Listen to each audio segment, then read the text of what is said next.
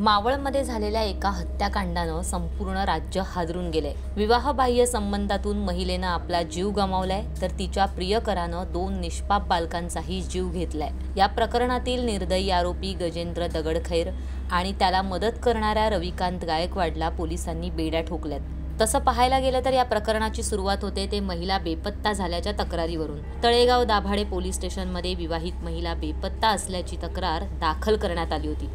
याबाबतच तपास करत असताना हे धक्कादायक हत्याकांड समोर आले। महिलेचे आणि मुख्य आरोपी गजेंद्र दगडखैर यांचे विवाहबाह्य संबंध होते। यातूनच ही महिला प्रेग्नंट होती।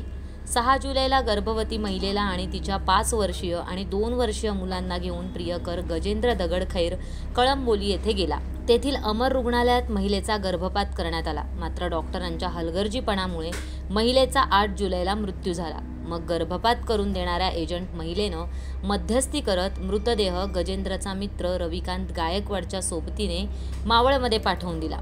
नंतर गजेंद्र आणि रविकांतने 9 जुलैला अंधारात इंद्रायणी नदीच्या वाहत्या प्रवाहात तो मृतदेह फेकून दिला। ही सगळी घटना त्या 2 चिमुरड्यांच्या डोळ्यांसमोर घडत होती। हे सगळं बघितल्यानंतर दोन्ही मुलं रडू लागली। आता या दोघांमुळे आपलं बिंग फुटेल या भीतीने निर्दयी गजेंद्रनं त्या दोन्ही मुलांना नदीत जिवंत फेकून दिलं। दुसऱ्या दिवसापासून गजेंद्र आणि रविकांत हे दोघेही काही घडलंच नाही अशा अविर्भावात वावरू लागले। दरम्यानच्या काळात प्रेयसीसोबत तिच्या कुटुंबाचा संपर्क होत नसल्यानं तिच्या कुटुंबियांनी तळेगाव MIDC पोलिसांत तिघं हरवल्याची तक्रार दिली। मग पोलिसांनी तपासाची चक्र फिरवली।